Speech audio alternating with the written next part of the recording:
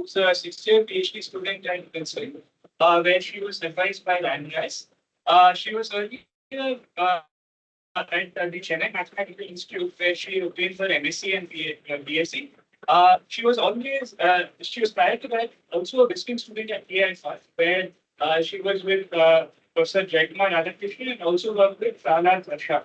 She will soon be joining as a postdoc with UN at Columbia University. And today's talk is on Fourier growth of communication protocols. So without further ado, I'll hand it to her. Thanks, Rahul. First of all, thank you all for having me here. I'm happy to be telling you about our work on Fourier growth of communication protocols for XOR functions. This is a joint work with Makrand, Avishai, and Kevin. Feel free to interrupt me with questions at any point during the talk. I'm happy to answer questions. Okay, so I'm going to start by telling you exactly what is the mathematical problem that we solve. And then I'll explain the background and the context in which it comes up. So here's the problem. There are two parties, Alice and Bob. Each of them have a copy of the Boolean identity, the set -1, 1 to the end. And there's a random partitioning process for these two hypercubes. So first, Alice partitions the hypercube into two arbitrary parts and picks one of the parts at random with probability proportional to the size. So she partitions the hypercube arbitrarily and picks a part at random.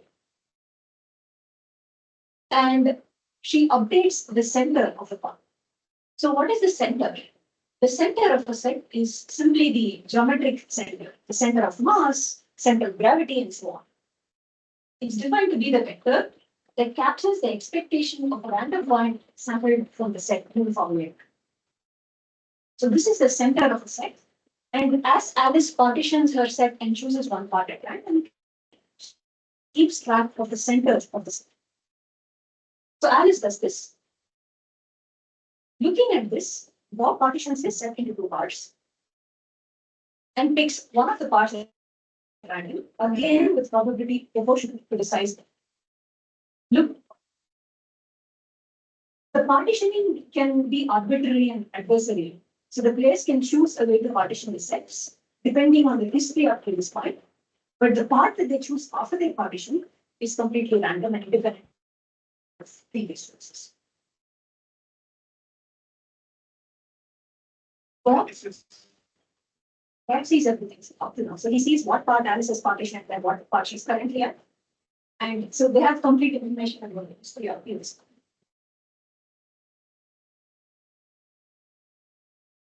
So they keep doing this process. So Alice partitions the set, chooses a random part, Bob partitions the set, chooses a random part, and they do this 3 times.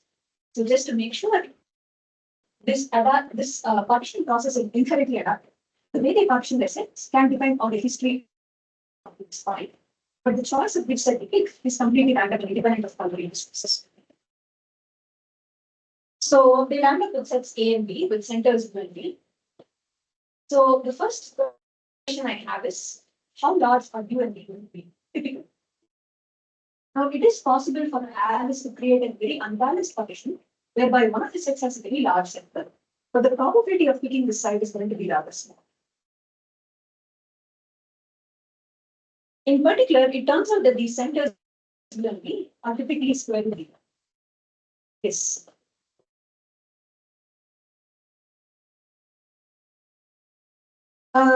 So the partition at D-1 picks one of the sets, and the partition at D+1 depends, is just an arbitrary partition of the resulting part. It can depend on how long the partition is. But they can be arbitrary. It can also depend on the randomness. Yes, exactly. Exactly. But it cannot depend on the randomness. So just to give some more intuition on this square root B, we will see an example later. Think of the case when Alice and Bob are partitioning their hypercubes based on the first B coordinates. So in each step, their center is going to, one of the coordinates, the center is going to be fixed to ±1. And after these steps, the first B coordinates are going to be fixed to ±1. And so these centers are the economics squarely equal. The question we are interested in this work is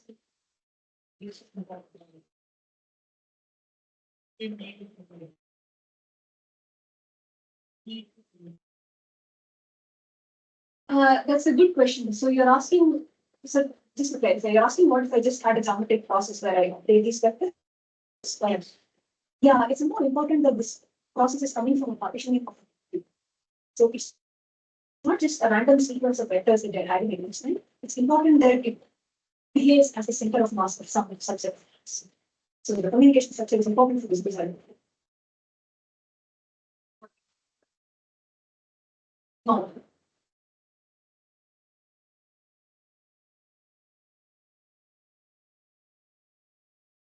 No, the large people and Oh, yes, thank you. Yeah, I see. what we are trying to make it large. Yeah, they're trying to make it large. We're trying to come up with a work protocol that maximizes these properties. But we want to see that no matter what communication protocol you choose, as long as it's across these steps, rather partition, as long as it's these steps, these are going to be bounded with high probability. So they're trying to maximize all these. Scale is not the same. Like the people consist. Yes. So why does it make Oh.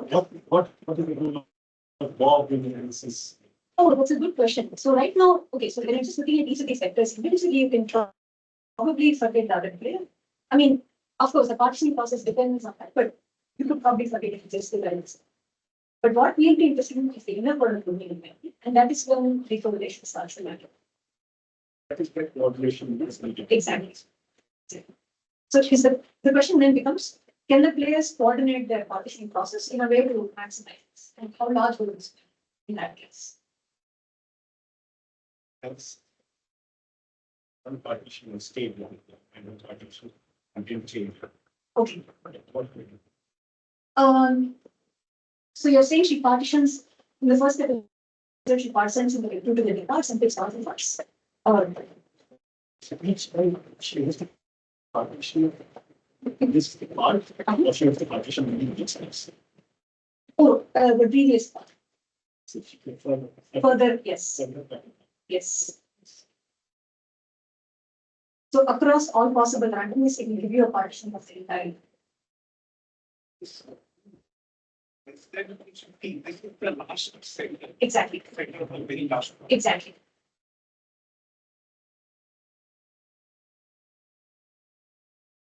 So I've just written the notation on the side in case. So it's because besides the platform, Yeah, so the example you see immediately after, which is first she slices along the direction x1 and then x2 and xd and so on, and similarly bound as y1 to y2. Each time which is a factor. yeah. So basically, in the end, these steps first three coordinates will become identical. And then the principal will become identical. Oh, won't they be, each time will be a random choice. So each coordinate will be uniformly random, independent of the previous. Yes. Yes. Yes. In the end, then we start with which is a plus one minus one. First. Exactly. Exactly. And the rest complete with zero. Exactly. Exactly. Yeah. We will see this example next.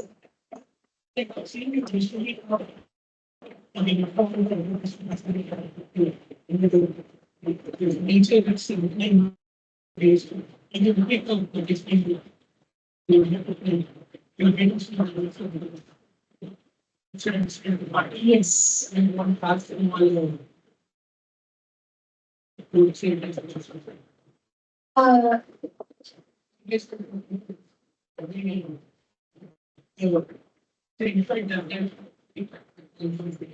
yeah, so, okay, so as you partition the set, the center would get further and further away from the horizon, and this could happen for both the players. But what we want to understand is, will the two resulting symbols, will they be correlated with one another or will they be roughly orthogonal? What you can show is that if you do a partition d times, the vectors are not going to be too long because each step can only shift your center by little. And furthermore, one of the main things we show is that the resulting centers are actually going to be roughly orthogonal.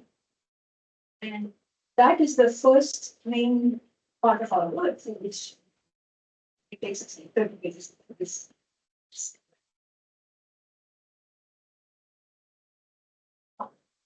I think of D as polynomial. So communication protocol is one first, D is the fasting, and that refers to how long this connection exercise. If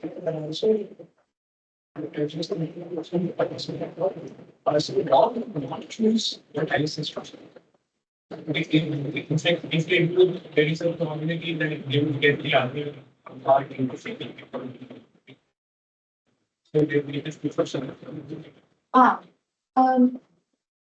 so somehow the first example is when they choose the same part, right? Because then there's, but even if they choose exact opposite parts, there is also a bad case that's of the state in the country. So whether they pick the same set or the exact opposite set, it's a bad case.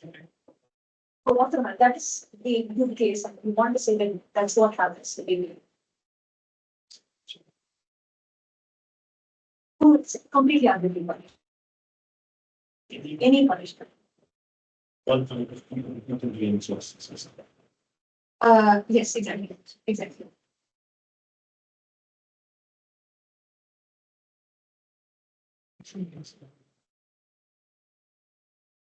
Yes.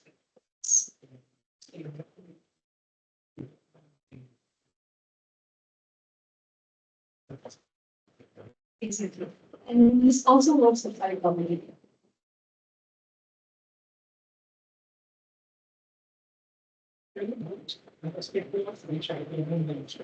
Exactly. There's algorithm they use the partition business, irrespective of their business.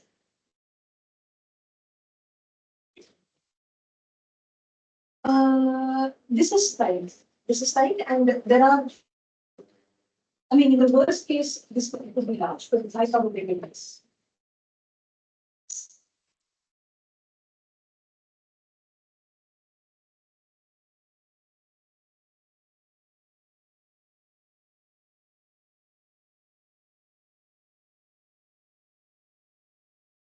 So the partition is fixed and arbitrary, but the part that they choose is completely random and independent of the previous point process. And the exactly.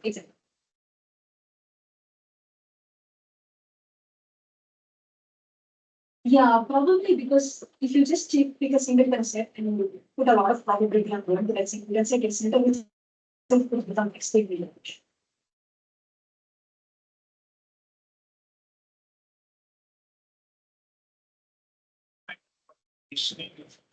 Yes. If it was a random partitioning, But it is also yes.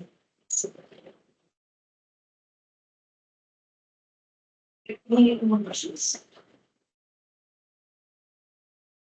Okay, we now see the example that Jaikumar interviewed, which is suppose no.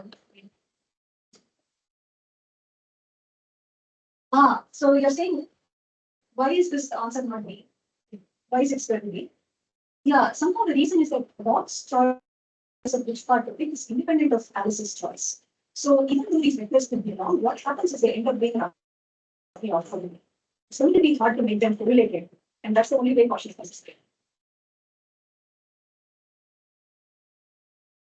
Yes, it's roughly orthogonal. Even though these are long, they're not going to get them in the same direction.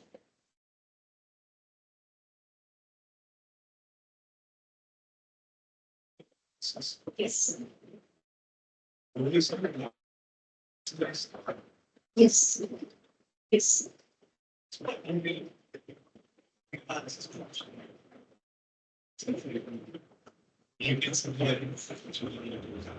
Okay, so let's say Bob is.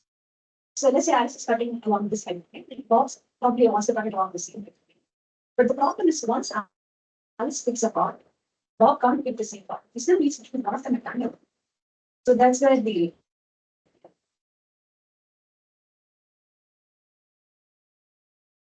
So let's see an example to make this nominal concrete. So let's say that partitioning we have the cube based on the first B coordinates. So effectively you have sets A and B. And for now, let's assume that Alice and Bob happen to both pick the same part. That is, they fix their first d coordinates to be 1. In this case, the centers of the two sets are the exact same vector. It is a vector where the first d coordinates are 1 and the rest are 0.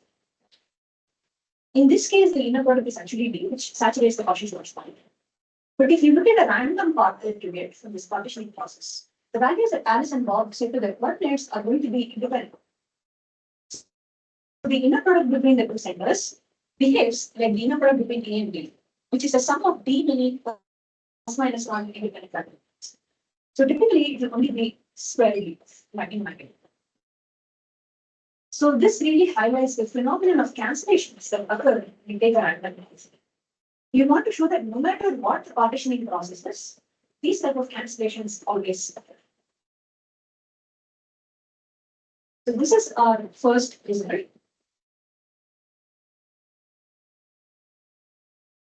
The second half of our paper is to study a level 2 version of this.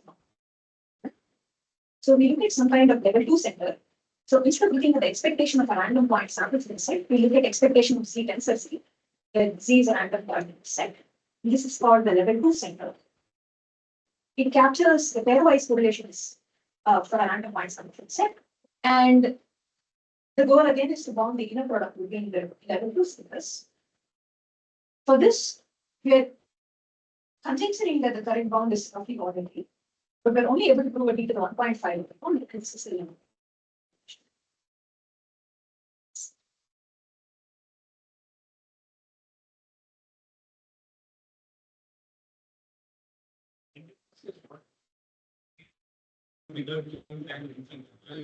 It's a type. Exactly. Exactly.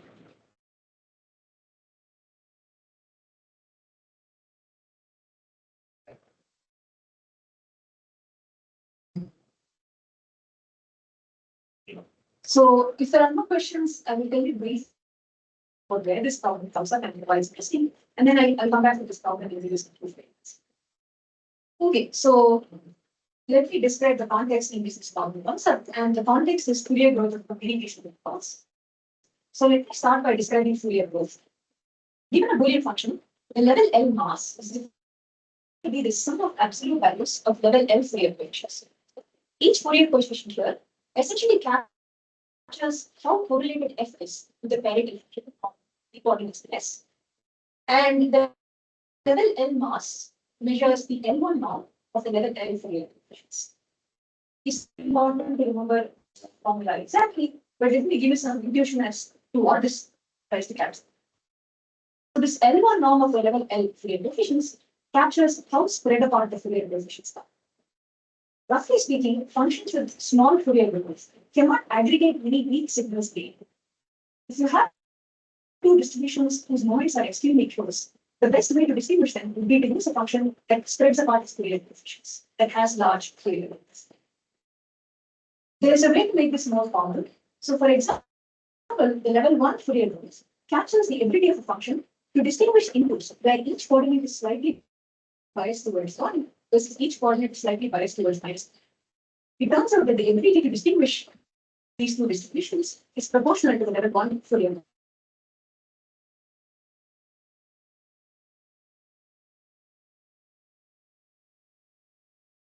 For example, families of functions that have small Fourier growth, you can build efficient pseudorandomness for these function families.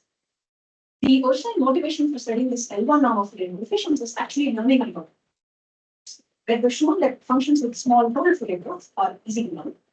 The applications that I've been very interested in are quantum versus classical separations. So using Fourier growth norms, we can do quantum versus classical separations, and I will briefly talk about that now. So understanding exponential separations between quantum and classical complexity has a long and rich history. In query complexity, Alexson and Urbanis produce a partial function which has a quantum query protocol of cost 1, but every classical query protocol has cost square root n. The same work also asked, is this an optimal separation? Given a quantum algorithm that has k queries, what is the cost of classical separation? Following a long line of this, we now and the correlation 2k problem, the variant of the correlation problem, shows the optimal separation. One important ingredient in this line of works was a Fourier growth bound for the computational model called decision trees. It was shown that decision trees of depth E satisfy a Fourier growth bound of whether N is at most square root degree. So a Fourier growth bound on this computational model is an important ingredient in this line of works. And some other follow-ups have studied Fourier growth bounds for different models. So for example, we asked, how would the situation of quantum versus classless equations change when you're allowed to make parity grades? And we showed that essentially the same situations hold, because when it comes to Fourier growth, parity distributions creates its same distributions. You can also use this Fourier growth to prove quantum level bounds. So we looked at this correlation Fourier problem, and you can solve it with k rounds of quantum fields. And we asked what happens if you only have k minus 1 rounds. It turns out that we cannot solve correlation unless you spend a lot of space. And the way we proved this was to show a Fourier growth bound for quantum algorithms. So using Fourier growth, you can prove these various quantum basis classless expressions.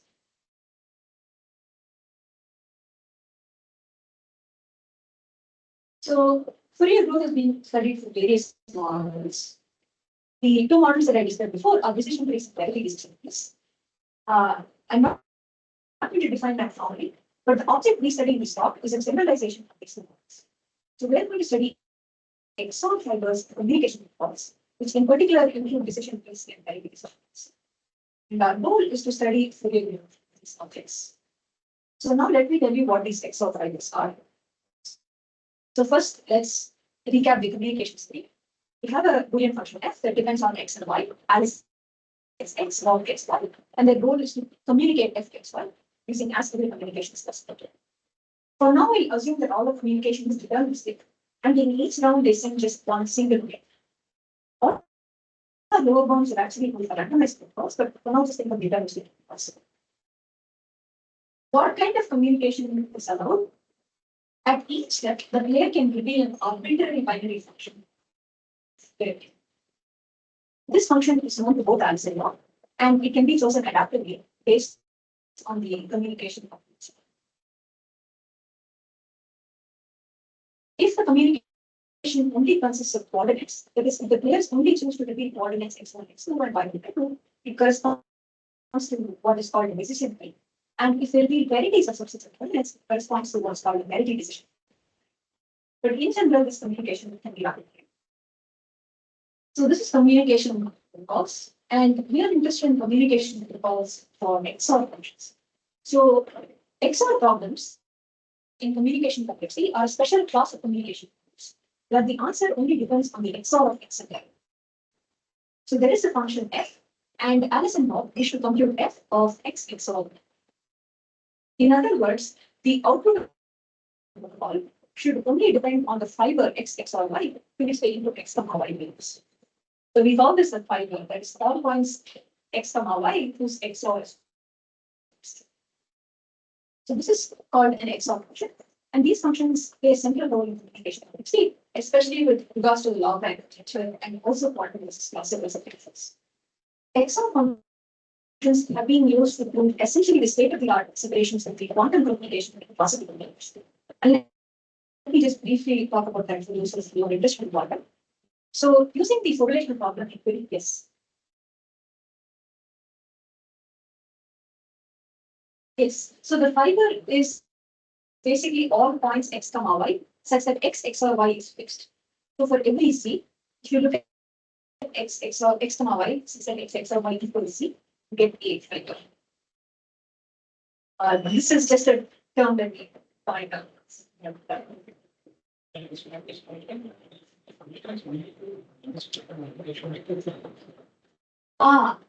So x, so I'm not looking, so I'm looking at that string x XOR y is a bitstring of anything. So there are going to be n possibilities.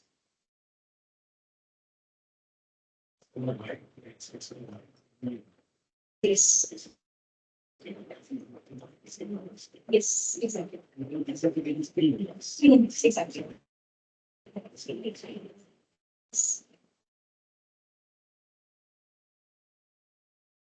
So, yeah, let me just tell you how you can use XOR functions to prove quantum communication situations. So you can look at the correlation problem in very complexity, and lift it to communication context using the XOR, using a register. And this essentially gives you the state-of-the-art separation of the quantum communication and classical communication. And additionally, the quantum protocol is efficient. I'm not going to go into much of this, but I just want to. And you can also use this problem and amplify it to show separations between quantum and classical protocols, where the classical protocols are equipped with a few quantum resources. For example, you can take quantum classical protocols that are additionally allowed a few qubits of impact. And you can prove lower bounds even against such protocols. And all of these are based on XOR functions. In particular, they use the concept of XOR-fiber, which I will describe now. The XOR-fiber is a communication protocol, the opposite of an XOR.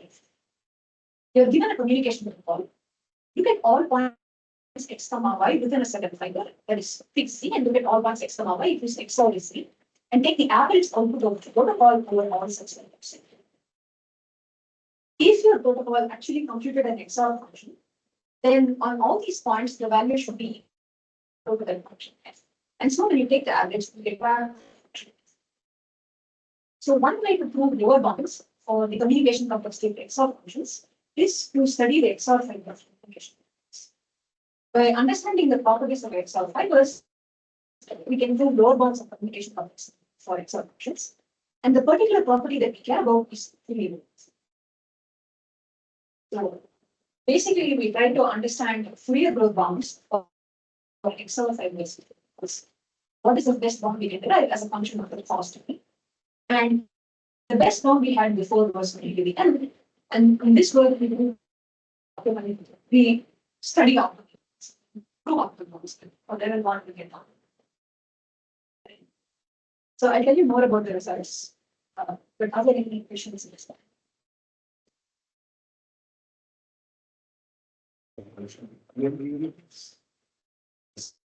So no, I'm looking at the Fourier growth of the function on n variables, because you can communicate arbitrary things. So if you just look at the function communication with all itself, you can have very large Fourier growth. But when you take the XOR-fiber, it's going to be large to calculate. Yes.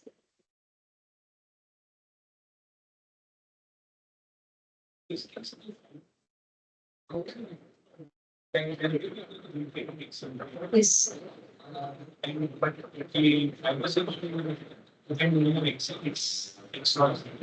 So the another way of writing it is expectation of x comma y is that x XOR y is x.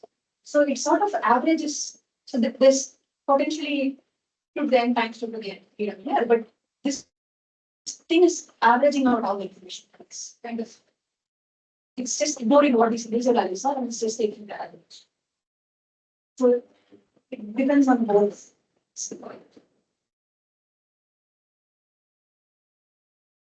It's taking a correlated average.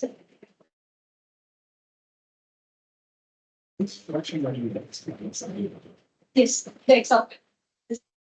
This one. H. H.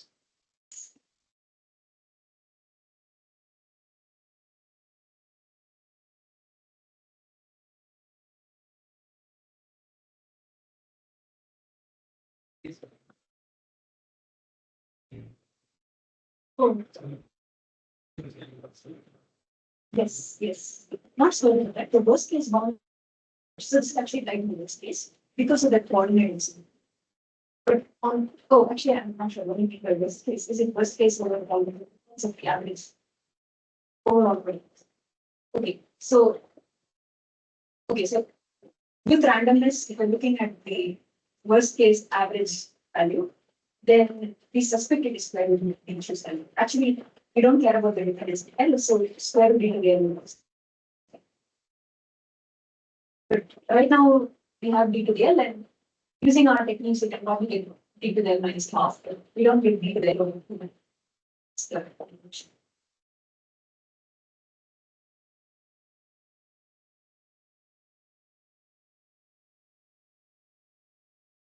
So let me talk about some applications which I hinted at before.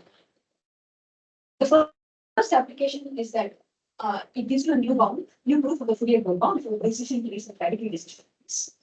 You can show that if you take a communication protocol that essentially follows this tree, then the XOR-fiber of the protocol will give you back the tree. So any Fourier growth you prove on XOR-fibers immediately applies to decision trees with that decision. These are very well studied computation models, but interestingly, only recently the Fourier growth was seen. And it turns out that the level L mass is almost square root of DL, and this is right. It's not too hard to show a D to the L bound, but the real difficulty is getting this square root of D to the L bound. This uses involved martingale idealism. So this is optimal in terms of D, and the goal is to derive a similar form for XOR-fibers. The second application is to prove better quantum versus classical separations. So you could look at this correlation 2K problem, which showed the optimal separation in very complex field and asked what's the optimal separation in communication. One way to get a separation is to lift it using these heavy gadgets in the communication complexity. But what you get, we suspect, is not the optimal answer. We suspect that the optimal separation between quantum and classical communication is actually going to be using the XOR gadget. And for that, we will need to prove a classical lower bound for the XOR lift of the relation to Fourier bound. And this requires understanding Fourier growth of XORs. So in a nutshell, getting tight bounds on Fourier growth of classical XOR-fibers classical growth will shed light on the optimal separations between quantum and classical communication speed.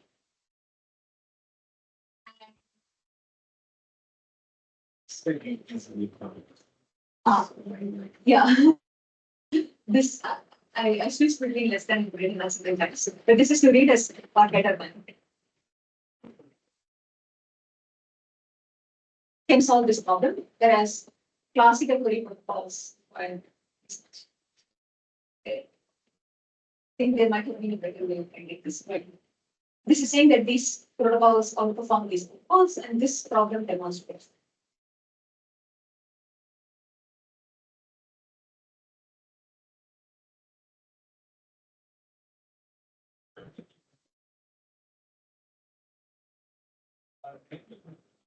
The median sickness. And directly it translates to XOR. Yeah. So I have a slide on this, but I won't go too much into it. But the idea is that the level one Fourier coefficients of set capture this figure of this in substance. And why are we taking an inner product in this? Because when you take an XOR-fiber, it has the effect of a Fourier combination. And that has the effect of multiplying the coefficients. And you take level one mass, you're adding all the. Yeah, I'll get back to this. We'll see some correction as to why this is related with something like quantum mechanics.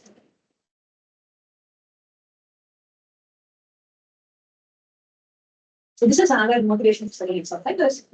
And the third application is to gap funding problem.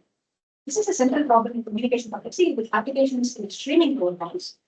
In this problem, Alice and Bob get X and Y, and they want to tell whether the inner product between X and Y as a real number is at least square root and minus, at most minus 2. You can view it as an XOR problem as follows.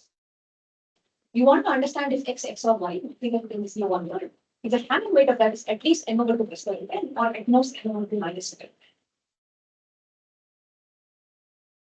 There are many proofs that this problem requires omega n randomized communication. And one way to prove this is to prove an optimal level one Fourier growth bound. So if you prove that the level one mass is at most square root d, it gives you a new proof that the gap funding problem has omega n randomized communication. So these are some applications of Fourier growth. In the rest of the talk, I will try to give you some details about the proof and also about the connection between some of the problem and this one. So, Hamming weight is just, so think of X and Y as nodes one.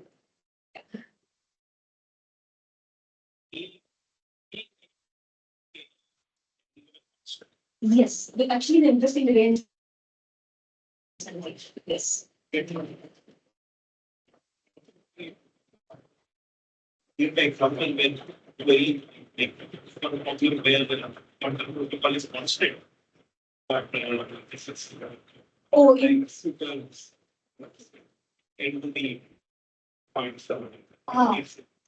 yeah, in communication complexity that does not happen.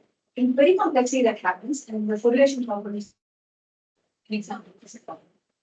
But when you know the communication complexity, somehow what ends up happening is log n versus x.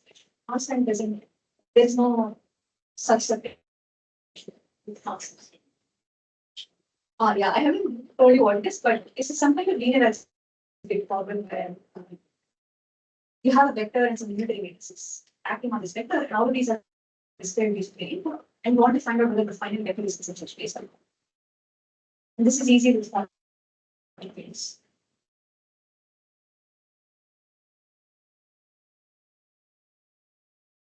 So, yeah, okay, what is our main result? Yeah, so the conjecture is that when it comes to Fourier growth, XOR-fibers behave just like decisions. That is, the level and mass is at most square root equal. But this is still a conjecture. The best bound we have is we had before is d to the n, and our work tries to bridge the gap between d to the n and square root equal. So first we prove an optimal level 1 bound of square root. For level 2, we improve the bound from d squared to d to the 1.5, and we suspect that the current bound is actually d squared. And it's an application of this, we give a new proof of omega and randomized the bound for the gap family, and also improve the bound for the XOR for the relation. Just to say briefly why this gives you randomized bounds, even though we're proving this Fourier growth only for deterministic bounds, it's because Fourier growth is inherently convex. If you take a bunch of functions which have small Fourier growth, then their convex combination also has small Fourier. So actually, we should think of Fourier growth as giving a lower bound for randomized.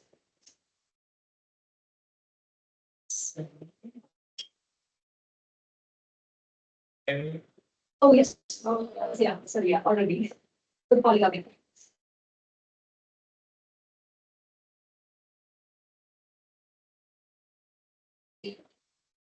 Okay, so if there are no questions, I will start telling you about the connection between this problem and things. Okay, so let's just recap the problem we had here. We have this random partitioning process of the two hypercubes. Alice and Bob are keeping track of the centers U and V. First of all, these centers themselves are vector value quantities. If you take a set and divide it into two parts, the average of the two centers is going to be the center of the original part. So each of these centers U and V are themselves vector value quantities. The inner product between U and V is also a multiplier. And this is because when Alice speaks, only her center changes, and when Bob speaks, only his center changes. As a result, the inner product between the two centers is also multiplied, and we are interested in bounding the expected modulus of the final value.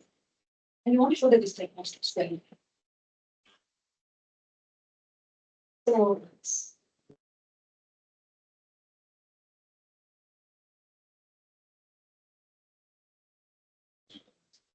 no, it's not real. It's not real. So let's briefly talk about why this is related to Fourier growth. So first of all, when you compute these Fourier coefficients, you need to sample the inputs uniformly and randomly. Any communication protocol naturally corresponds to a partitioning process of the inputs. And when you sample the inputs with x and y uniformly independently, it induces a random partitioning process. Essentially, each time Alice pronounces some message, she's partitioning her set based on the possible values of the message. And so the communication protocol on random inputs has this random partitioning structure. And why are we caring about the centers of these sets? Well, it turns out that the level 1 Fourier coefficients of the set essentially capture the center of the set.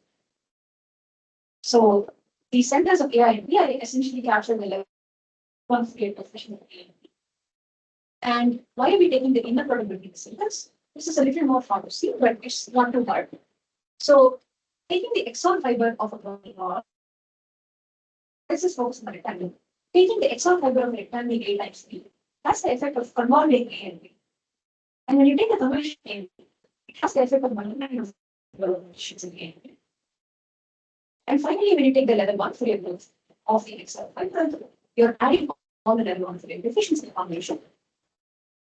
So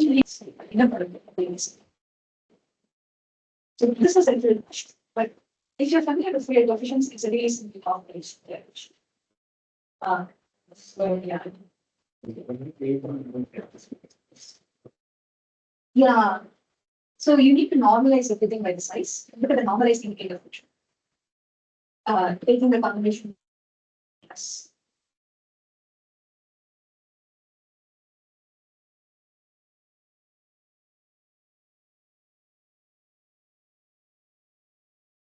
So for the rest of this talk, I'm just going to forget about Fourier growth and stuff like this and just tell you how to show this clearly.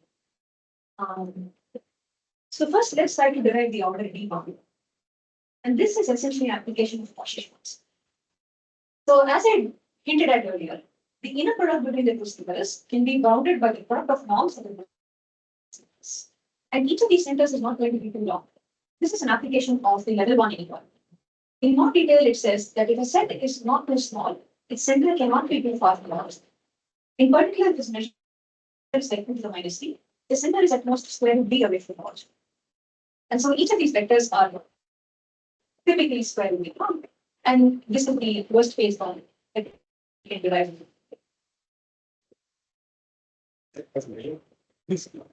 Yes. It has measured at least to the minus c.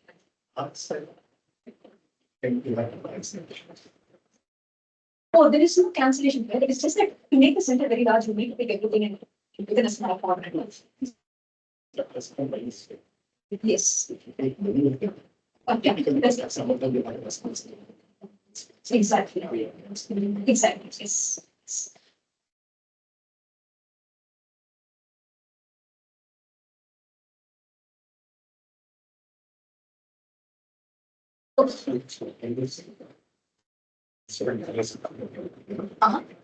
So each of these is at most quality because in a typical leaf of the communication protocol, each set is roughly sized under the minus. But measured to the minus. Can possibly take sets which are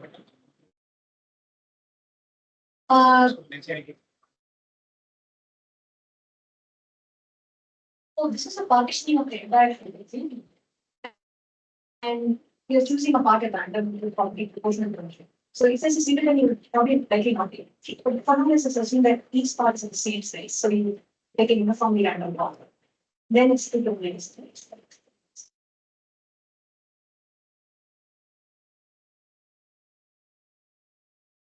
Okay, so what we want to show is that the expected square of the martingale is at most ordered. By Cauchy Schwarz, it would imply that the expected modulus of the martingale is at most square. This is what we're going to show. So we want to control the expected square of the final value of the martingale. And to do this, we need to control the sum of squares of step sizes. So let us see what the step sizes are for this martingale. So you look at the inner product between Alice's center and Bob's current center. What is the step size in if Alice is taking only her center changes, and let us call the change in her center in the ith step as y plus 1. So from time I y plus 1, her center changes by the respective y plus 1. Then the inner product between the change in Alice's center and Bob's current center is going to be resources.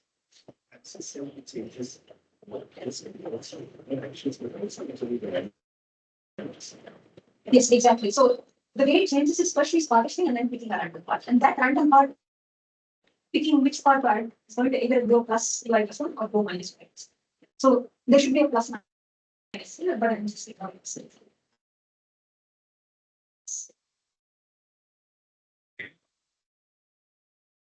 of measure but the number of points to the end which means like So this is the measure under the display. So I have choose lengths of these points. But yes. But then you'll have to kind of spread them apart everywhere in the network. You cannot concentrate them in one direction. And if they're spread apart, then this suddenly goes.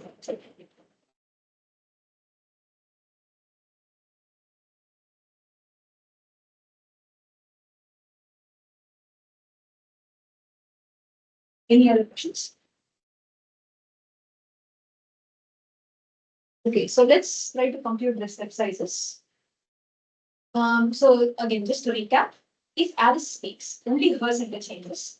Let UI plus 1 be the change in her center. Then the change in the martingale is going to be the inner product between UI plus 1 and Bob's current. On the other hand, if Bob speaks, it's going to be the inner product between Alice's current center and the change in Bob's center. Now, let's assume that each time we're just adding a unit vector to their center, which is the case in the example that we saw.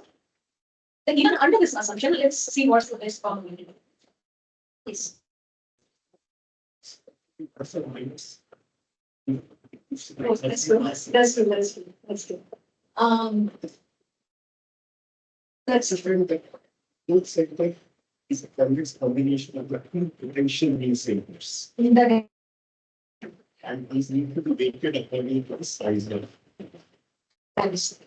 so yeah, it would probably be p times y plus 1 minus p. Yes, you're right. But yeah, for now I'm just giving equal quantities. So if you just apply Cauchy-Schwarz to try to control the step sizes, what you will get is that the step size is at most the norm of Alice's Bob's current center, or in this case, at most the norm of Bob's center. But this itself is not doing this.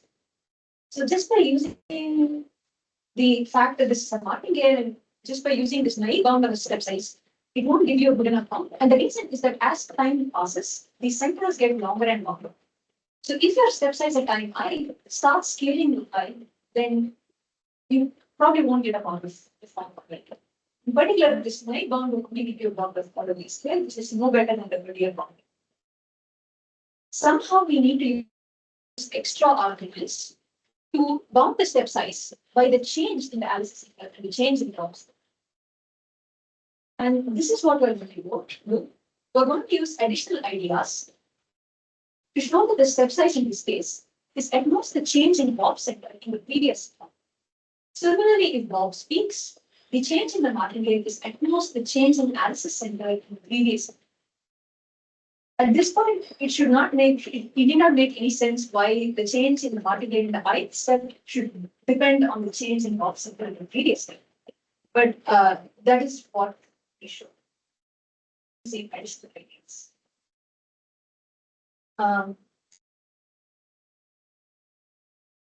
Okay, so maybe in the next 5 minutes or so, I'll tell you briefly what these additional ideas are.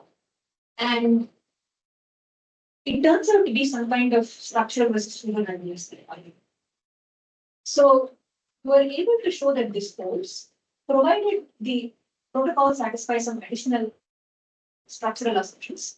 In particular, if Alice's and Bob's sets satisfy a spectral notion of k-wise independence through certain key nodes that are called, then we are able to show the good enough form on the step sizes.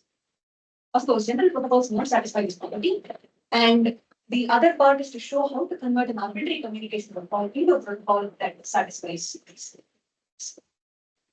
I'll tell you what these spectral implements is, but this is the general structure of the case.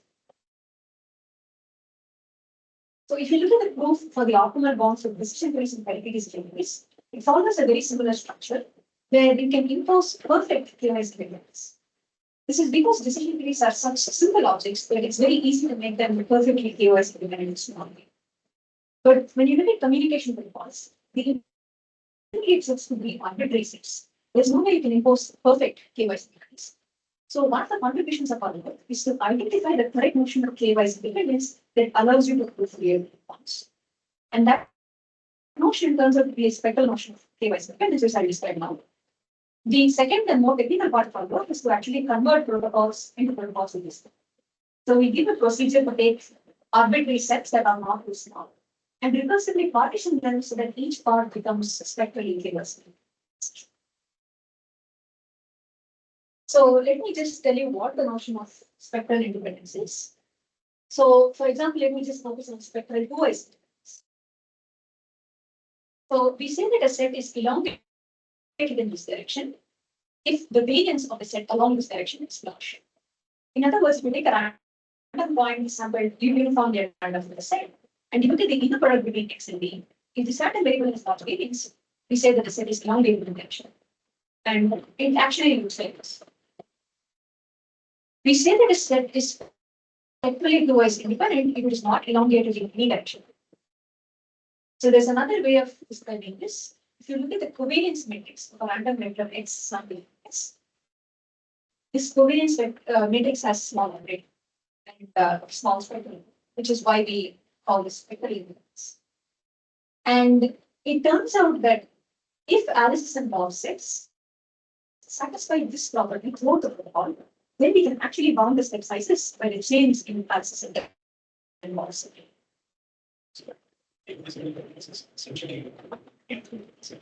Yes, exactly. So you look at x tensor k times and k equal to b.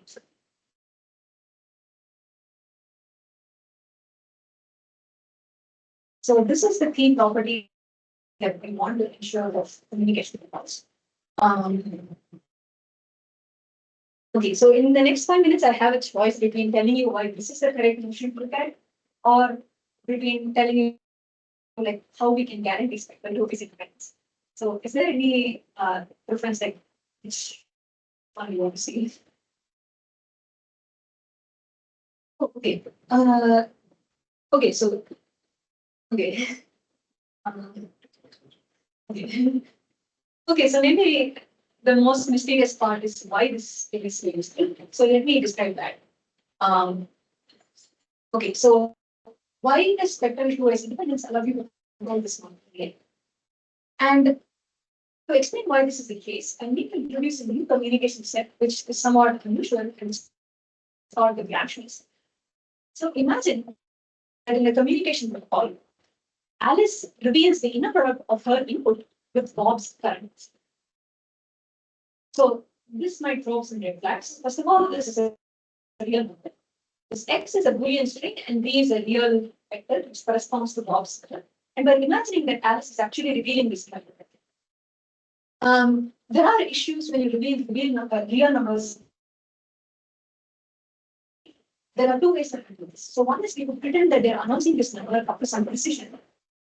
But this introduces some polynomial factors loss. And if you want the real optimal number without polynomial factors, you actually need to allow real communication. Once you allow real communication, you need to allow real inputs so that they don't magically reveal their inputs because this is not real. So that's one of the reasons why I never want to do this technical. We have a continuous Gaussian distribution of inputs. So we allow linear inputs and real inputs. So we need to deal with communication because of this. But for this talk, you can think of it. So you can just imagine that they're revealing this real number of the sun. So how can you depict this communication set? So Alice has some set.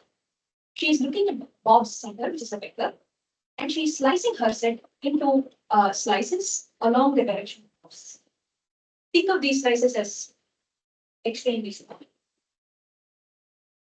So geometrically, this step performs a partitioning of the set into slices. And why is this step so interesting? This step expresses the change in the martingale in terms of the elongatedness of Alice's set in Bob's direction. So this step is what connects the change in the martingale to the elongatedness of Alice's set. Let us see why that's the case. So as a result of Alice communicating this, the martingale changes. Let's see what the expected step size square is as a result of this. So here we have the value of the martingale at time -1, and here you have the value at time I. I'm looking at the expected step of the value at -1 minus expected square at time I. And now I'm going to replace this u at most I +1 by the definition. To use the center of AI +1, so use basically the expectation of x and x is sampled from AI +1. And similarly, ui is the expectation of x sampled from AI. And now here comes the key step. We're going to bring the square from outside this. Why can we do that? The reason is that every point within the slice AI 1 has the same inner product with B. So this expectation here is actually expectation over constant. So you can put the square from the outside means A. And now this quantity here is essentially expectation of x dot b square minus expectation of x dot b equals to that. So it's not important that what exactly this calculation is. But the takeaway is that this Gramsci step expresses the change in the martingale in terms of the elongated analysis in the direction of Bob's current C. So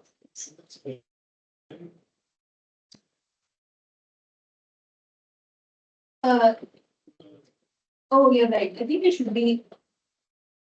Yeah. So there's an expectation over AI in this one and an expectation of points within AI. So altogether, it becomes an expectation over AI. Okay, first you're taking a random slice, and then you're taking a random point within the slice. Or if you put that together, it's like taking a random point.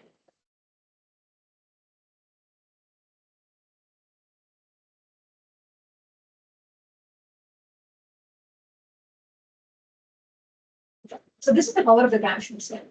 Of course, communication protocols don't necessarily have this step. So what we do is artificially introduce it. At any point, suppose Alice is supposed to speak, she first does this Gramsci step. She first announces the inner product of her input with Bob's current center, and then does whatever she's supposed to do. What we showed was that during this Gramsci step, the change in the martingale is equal to the variance of Alice's set in the direction of Bob's current center. We can actually show that this is equal to the variance of Alice's set in the direction of the change in Bob's. The reason for this is that in the previous case, Alice has already fixed the inner product with Bob's previous. Therefore, in all these steps, her set, the inner product with Alice's with Bob's previous center does not change. And so the variance in the direction of Bob's previous center is 0. So you might as well subtract Bob's old center into previous variance. So we get the variance in the direction of the change in Bob's. And now using spectral two-wise independence, this variance is at most normal case. So this is the power of the Gramsci step. There's another benefit of the Gramsci step, which is that it makes the change in the martingale 0 in all the other steps. Again, by a similar argument that once she's announced the inner product with Bob's current center, in all these steps, the variance along the direction is 0. So the takeaway from this is that the Gramsci step somehow, once you introduce the Gramsci steps, only these steps are remembered. Furthermore, the change in the martingale during these steps can be expressed in terms of the elongatedness of Alice's and Bob's steps. So if Alice's and Bob's steps are not elongated in any direction, then we are done. Okay, so the last part of the proof, which I will go over very quickly, is how do you make these sets spectrally towards the planet? And there's a natural way to do this. Suppose Alice's and Bob's steps are elongated in this direction. You partition the slices along that direction. And what this does is it makes the variance in this direction zero. In some sense, it kills off in that direction. And then the question becomes how often do you have to do this? And that is one of the things. If you have a communication protocol of cost 3, you can clean up all the intermediate subsets by introducing just all the pre-addition steps. And the special case of this lemma was this was proved by Roma very earlier, who showed that if you have a set that is not too small, then there cannot be too many bad directions. There cannot be too many directions along which the set is elongated. And the intuition is that every time a set is elongated in a direction, that direction gives you some information about this set. So in particular, if you look at the restrictions of the set along the direction, the relative density doubles. So using some kind of density increment argument, you can show that because the set has measured at least into the minus t, you cannot do this cleanup process more than 3 times. But our lemma is slightly more complicated because one, this cleanup process and partitioning process is adaptive. They clean up and then partition and packing. And also, we need to ensure that cleaning a set might produce the bad directions, and we need to clean up those resulting directions. But this is the main thing. So This is how we see our nonsense. Let me conclude by stating the open problem of functionality. So this is all for level 1, and this works in ordinary steps. But what happens in level 2? So if you look at the level 2 notion of spectral independence, it turns out to be this. You want to look at X tensor X and look at the variance of the inner product with some matrix X. And you want this to have small r. So here, this should be Frobenius. So this is some kind of spectral independence when you look at the level 2 covariance space.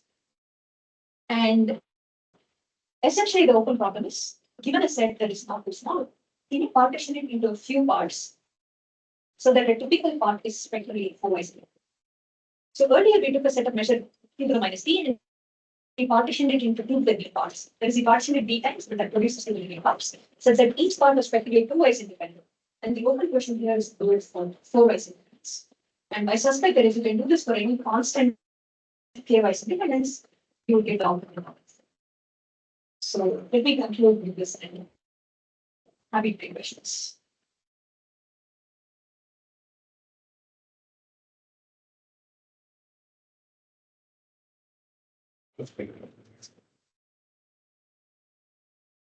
Yeah, so one way to do is to look at this matrix where your rows are indexed by n square variables and by n square things and columns by n square things. And you have xi, xj, xk, xl. And in that coordinate, you have xi, xj, xk, xl. And you want this matrix, and if you're looking at the covariance of this random variable as a matrix, you want that to correspond. So earlier, we looked at xi, xj, and looked at the covariance of that matrix. But now we're looking at xi, xj, xk, xl. Another way of writing it is we're looking at some bilinear form, summation bij xi, xj, and looking at the variance of that bilinear form. And we want it to be bounded by the norm square of the bilinear. Norm square is Frobenius.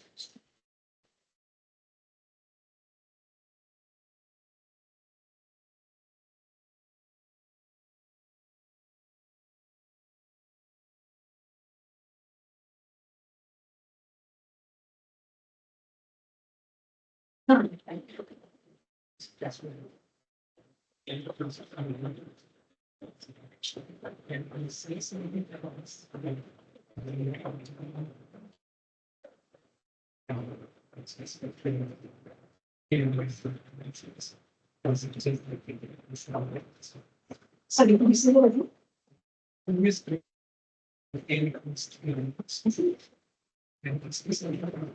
Oh, can you do this using the conjunction? Yeah, the conjunction is that this is true for all constant. Like maybe it's for 2 to the order d, I would say already times the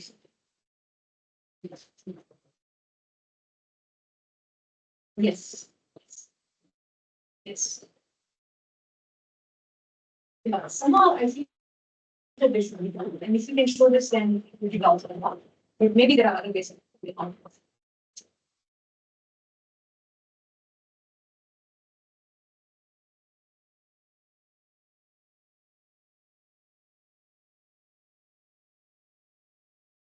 Yes. And as we demonstrate the algorithm that is supposed to be and that is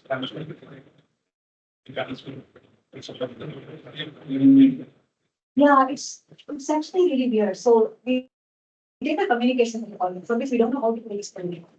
We convert it to equivalent communication protocol. Equivalent in the sense the function it completes is the same, but it has some additional steps. And somehow with those additional steps were able to do this variable. Yes. Yes, there is a lower bound because of the coordinates. You can show that the inner product lead with high probability is because that's easy. You just need to count them.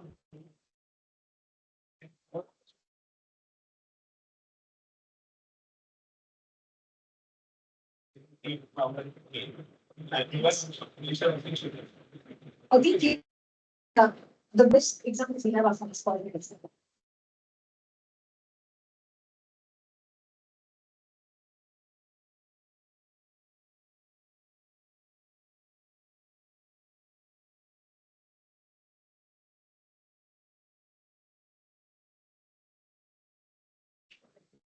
If you